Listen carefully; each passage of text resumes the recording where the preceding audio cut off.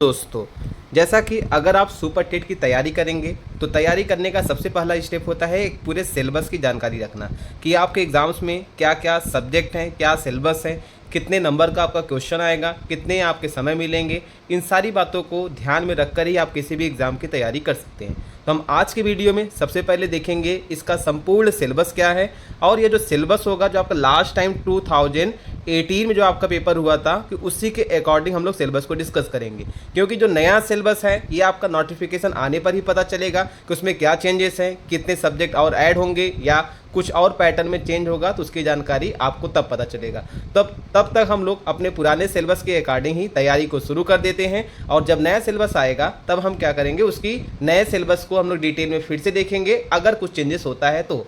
Otherwise हम लोग अपने ये पुराने सिलेबस के अकॉर्डिंग तैयारी करते हुए चलेंगे। तो चलिए हम आज देखते हैं कि पूरा डिटेल सिलेबस को कि किस तरीके से एग्जाम का पैटर्न होगा और कौन कौन से सब्जेक्ट होंगे और उनसे कितने प्रकार के क्वेश्चन या कौन कौन से टॉपिक से क्वेश्चन बन सकता है और हर एक सब्जेक्ट से कितने मार्क्स से क्वेश्चन बनेंगे। हम लोग संपूर्ण सिलेबस को डिटेल में हम लोग यहाँ डिस्कस करेंगे। ठीक है, तो चलिए हम लोग आज के वीडियो को शुरू करते हैं। सबसे पहले हम लोग डिस्कस करेंगे एग्जाम के पैटर्न के बारे में कि आपका एग्जाम जो होगा उसका पैटर्न क्या होगा। तो याद रखिएगा जो आपका एग्जाम होगा वो कितने मिनट या कितने घंटे का होगा। तो 2.5 घंटे का आपका पेपर होगा, यानी कि 150 मिनट होंगे और उसमें प्रश्नों का आपका संख्या यानी कितने क्वेश्चन होंगे, 150 क्वेश्चन भी होंगे।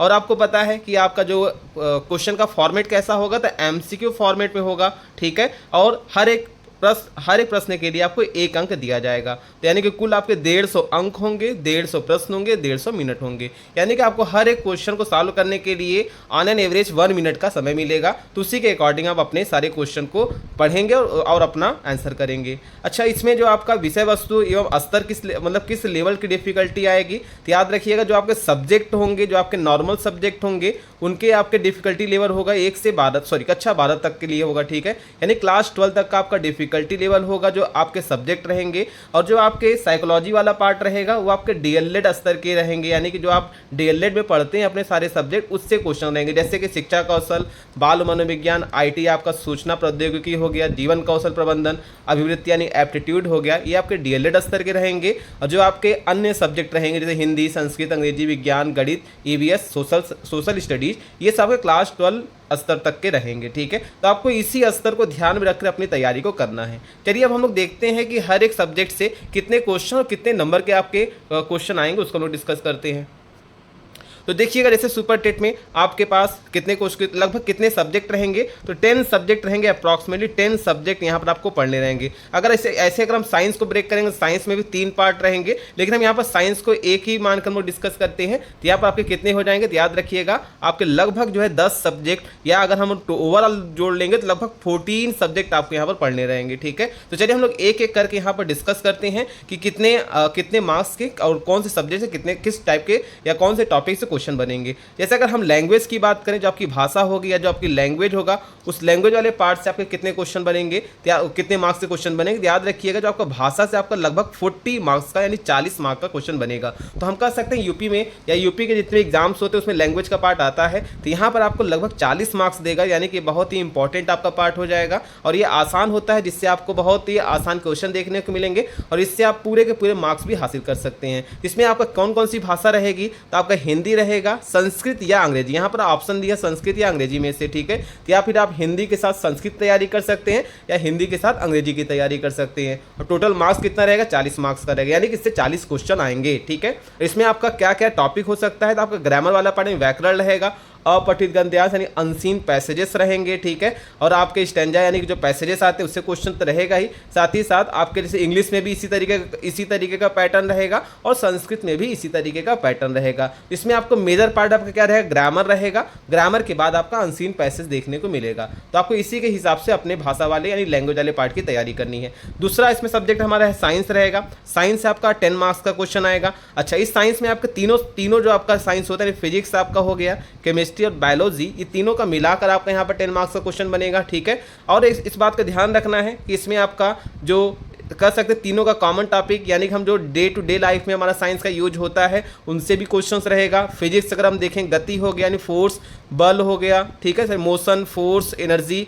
यानी कि ऊर्जा, दूरी, डिस्टेंस, प्रकाश, लाइट, साउंड, यानी ये फिजिक्स का पार्ट हो गया जिससे आपको क्वेश्चन देखने को मिलेगा, ठीक है। इसके बाद जीव की दुनिया यानी आपका बायो वाला पार्ट ये हो जाएगा, ऊपर वाला आपका फिजिक्स पार्ट था, ठीक है, यानी कि स्वास्थ्य, स्वच्छता एवं पोषण हो गया, पर्यावरण, प्राकृतिक संसाधन, ठीक है। इसके बाद नीचे आपका केमिस्ट्री वाला पार्ट है, पदार्थ एवं पदार्थ की अवस्थाएं, जैसे आपने सुनते हैं ना सॉलिड, लिक्विड, गैस, ठोस, द्रव वाला, तो ये वाला आपका केमिस्ट्री वाला पार्ट हो जाएगा। तो इस तरीके से विज्ञान वाले पार्ट से आपके 10 मार्क्स के क्वेश्चन आएंगे, यानी 10 क्वेश्चन रहेंगे, ठीक है। इस बात को आपको ध्यान देना है कि भले ही यहाँ पर क्लास 12 तक का डिफिकल्टी लेवल पूछा गया है, लेकिन अगर आप सिर्फ 10 तक भी साइंस पढ़ लेते हैं तो सारे के सारे पार्ट वहाँ पर आप आसानी से डिस्कस कर लेते हैं। इसको 12 तक पढ़ने की उतनी रिक्वायरमेंट नहीं है, तो आप सिर्फ क्लास 10 तक के साइंस को आप अच्छे से तैयार कर लेते हैं तो आपका विज्ञान वाला पार्ट आसानी से हो सकता है, ठीक है। अगला पार्ट हमारा है मैथ का।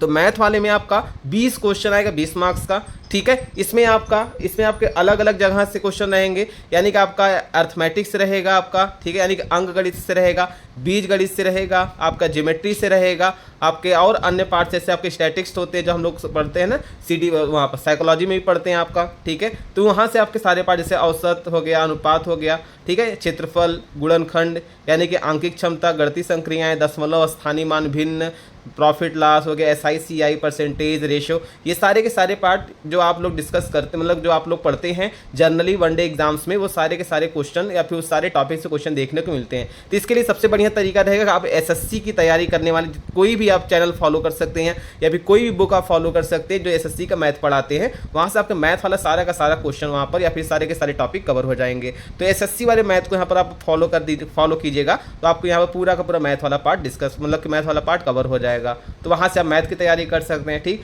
इसके बाद अगला हमारा है पर्यावरण सामाजिक अध्ययन, ठीक है, यानी कि EVS और सोशल स्टडीज़ में क्या रहेगा, यानी इसमें आपका जियोग्राफी से पार्ट है, यानी आपका जियोग्राफी वाला पार्ट हो गया, ठीक है, पॉलिटी वाला पार्ट हो गया, इकोनॉमी वाला पार्ट हो गया, हिस्ट्री वाला पार्ट, यानी इन सारे पार्ट से आपका क्वेश्चन आएगा 10 मार्क्स का, ठीक है। अब अगर आप देखेंगे यहाँ पर आपके इतने सारे पार्ट हैं और इन सबका अगर एक एक इंडिविजुअल भी देखेंगे तो बहुत डेप्थ में चीज़ें दी होती है, तो हमको कितना पढ़ना है, तो इस बात को ध्यान रखना है कि हम क्या करेंगे, प्रीवियस ईयर क्वेश्चन को जब देखेंगे तो वहाँ से हमको आइडिया मिलेगा कि इनके क्वेश्चन का लेवल किस तरीके का है, उसी लेवल के अकॉर्डिंग हम अपने तैयारियों को क्या कर सकते हैं, तैयारी को कर सकते हैं, क्योंकि अदरवाइज ये इतने डेप्थ में चीज़ें हैं, क्योंकि यही सारे टॉपिक हम लोग सिविल एग्जाम से लेकर वनडे एग्जाम तक में आते हैं, तो कितना पढ़ना है, कैसे पढ़ना है, इसका आइडिया हम लोग PYQ से लेंगे, जिससे क्या होगा, हमारा टॉपिक कवर होगा। अगर इसमें कौन कौन से टॉपिक की बात करें, जैसे पृथ्वी की संरचना हो गया, नदियाँ, पर्वत, महाद्वीप, महासागर व जीव, प्राकृतिक संपदा हो गया, अक्षांश एवं देशांतर, सौर मंडल, भारतीय भूगोल, भारतीय स्वतंत्रता संग्राम, भारतीय शासन प्रणाली, भारतीय संविधान, हमारी शासन व्यवस्था, ठीक है, यानी इसमें बहुत सारे ऐसे टॉपिक हैं जो एक अपने आप में ही बहुत ज़्यादा इसमें कंटेंट होते हैं, तो हमको उतना डिटेल में अगर हम एक ही पार्ट में पढ़ेंगे, एक ही पार्ट को लेकर चलेंगे तो सारे पार्ट भी तो हमको डिस्कस करना है, तो इस वजह से हम इतने ज़्यादा डिटेल में न पढ़ के हम लोग PYQ के पेपर को जब हम लोग सॉल्व करेंगे तो वहाँ के बेस को मानकर हम लोग उसी टाइप के उसी लेवल के क्वेश्चन को हम लोग डिस्कस करेंगे, उसी लेवल के टॉपिक को हम लोग पढ़ेंगे ताकि हमारे एग्जाम्स आसानी से क्लियर हो सके, ठीक है। तो ये हो गया हमारा EVS वाला पार्ट और सोशल स्टडीज वाला। आगे देखते हैं, अगला हमारा है शिक्षण कौशल। शिक्षण कौशल में कौन कौन से टॉपिक, ये सब आपके जो आप पढ़े होंगे BTC में, अपने DLED में पढ़ते हैं, B.Ed में पढ़े होंगे, तो वहाँ से आपका पार्ट कवर हो जाएगा, ठीक है। तो आपको बहुत ज़्यादा अलग अलग रिसोर्सेज के चक्कर में नहीं पढ़ना है।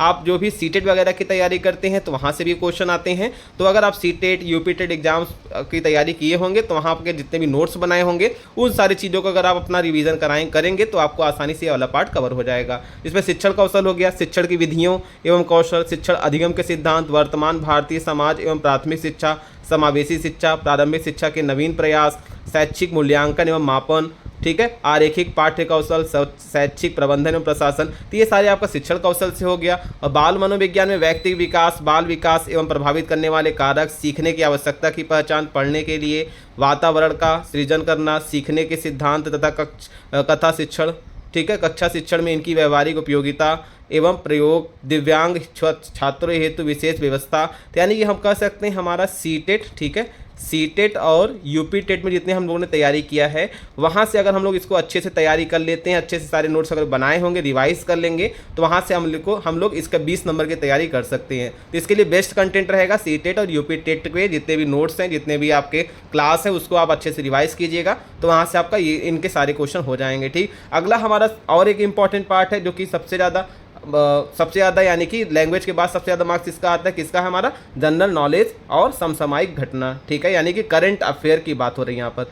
करंट अफेयर्स आपके 30 मार्क्स से क्वेश्चन बनते हैं, यानी कि हम कह सकते हैं यूपी टेट में सबसे ज़्यादा इंपॉर्टेंट पार्ट लैंग्वेज के बाद किसका है, करंट अफेयर का है, जो कि 30 मार्क्स से क्वेश्चन बनते हैं। ये करंट अफेयर्स कितने होने चाहिए, तो आप लोग लगभग जब भी एग्जाम होगा, जब भी एग्जाम का नोटिफिकेशन आता है उससे 1 ईयर पहले तक का, कम से कम मिनिमम है ये कि 1 ईयर पहले तक का सारे करंट अफेयर हमको पढ़ना रहेगा, ठीक है, जिसमें आपके समसामयिक महत्वपूर्ण घटनाएं, अंतर्राष्ट्रीय हो गया, राष्ट्रीय प्रदेश से संबंधित महत्वपूर्ण घटनाएं, स्थान, व्यक्तित्व, कल्पनाएं, ठीक है, ये सारे के जैसे राष्ट्रीय पुरस्कार, खेल कूद रिलेटेड हमारे क्वेश्चंस रहेंगे, तो उनको हम लोग डिस्कस करना रहेगा करंट अफेयर में, ठीक है। करंट अफेयर के लिए बहुत सारे यूट्यूब पर डेली बेसिस पे क्लासेस चलती है, जैसे एक उत्कर्ष का क्लासेस है, ठीक है, वहाँ पर आपके क्लासेस चलते हैं करंट अफेयर का, ठीक है, तो वहाँ से आप तैयारी कर सकते हैं करंट अफेयर का। करंट अफेयर का एक ही तरीका है कि आप डेली बेसिस पे उसको देखिए, उसके नोट्स बनाइए, तभी जाकर आपका करंट अफेयर तैयार हो जाएगा। क्योंकि आपको बताए 30 मार्क्स है तो बहुत ज़्यादा इंपॉर्टेंट पार्ट ये प्ले करता है, तो आपको ज़्यादा से ज़्यादा करंट अफेयर में भी फोकस करने की ज़रूरत है, क्योंकि बहुत ही वास्ट टॉपिक ये है, इसको भी कवर करना एक टफ चीज़ होती है।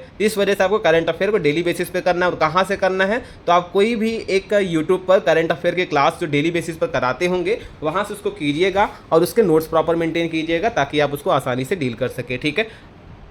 अगला पार्ट अगर हम देखते हैं तो अगले पार्ट में आपका रीजनिंग से आता है, 5 मार्क्स का क्वेश्चन आता है। रीजनिंग के लिए भी जितने भी टॉपिक हैं, इन टॉपिक को आप कहाँ से कवर कर सकते हैं, जितने भी एसएससी एग्जाम्स में आपके रीजनिंग वाले पार्ट आते हैं वहाँ से अगर आप रीजनिंग की तैयारी करेंगे तो ये 5 मार्क्स आप वहाँ से कवर कर सकते हैं। तो 5 मार्क्स इसको भी आपको छोड़ना नहीं है, इसको भी अच्छे से तैयारी करना है ताकि आप इसको कवर कर सके। अगला आपका है सूचना तकनीकी यानी आईटी वाला जो सेक्टर है, इसमें आपको कंप्यूटर, इंटरनेट, एमएस ऑफिस वाले जितने भी पार्ट हैं, जितने भी आपके कंप्यूटर का एक जनरल वाला टॉपिक है, ये सारे पार्ट अगर आप डिस्कस कर लेते हैं, जिसको आप आसानी से ल्यूसेंट वगैरह की कोई बुक ले लीजिएगा, वहाँ से अगर आप कंप्यूटर को एक बार अच्छे से रिवाइज कर लेते हैं तो वहाँ से आपका ये वाला पार्ट आसानी से कवर हो जाएगा, ठीक है। और कुछ चीज़ें जो आप हैं जैसे शिक्षण कौशल विकास, ये सब चीज़ें क्या है कि आप जो है अपने डीएलएड या बीटीसी में पढ़े ही होंगे, तो वहाँ के नोट्स से भी रिवीजन कीजिएगा, तो वहाँ से भी आपका ये टॉपिक कवर हो जाएगा, जो कि 5 मार्क्स देगा आपको, तो ये भी इंपॉर्टेंट है, ठीक है। और अगला हमारा है जीवन कौशल प्रबंधन एवं अभिवृद्धि, जो कि 10 मार्क्स का आएगा, ठीक है। ये भी आपका कर सकते हैं, जब आप डीएलएड वगैरह में पढ़ते हैं,